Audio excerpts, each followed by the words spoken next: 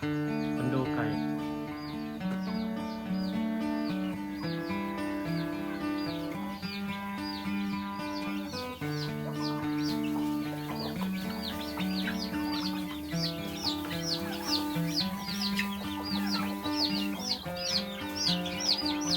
น้ำใหม่ๆ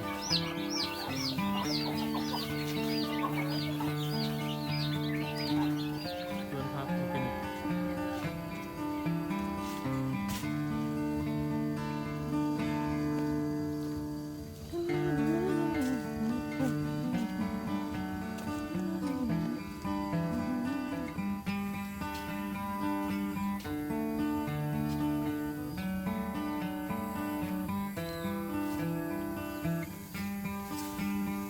สวนหญ้าหวานหญ้าหวานอิสราเอล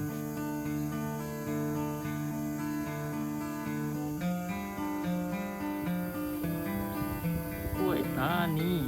ปลายหวีเดียวปลูกต้นกล้วยแซม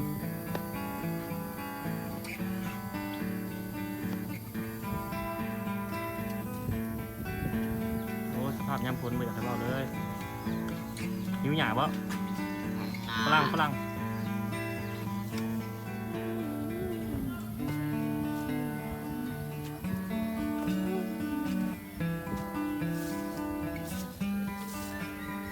ดราก้อน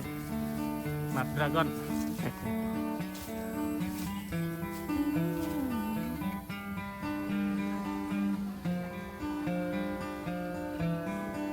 นี่แหละ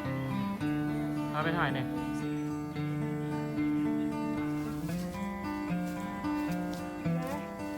เอาเมื่อให้แม่บอกเลยเอามีดแหกเข้าไปที่นั่นแหละมันเสียมมันสิเป็นตาสิบ่ได้ร้ายนอได้เองเลยมัน ทานเอาไหมทานเอาไหม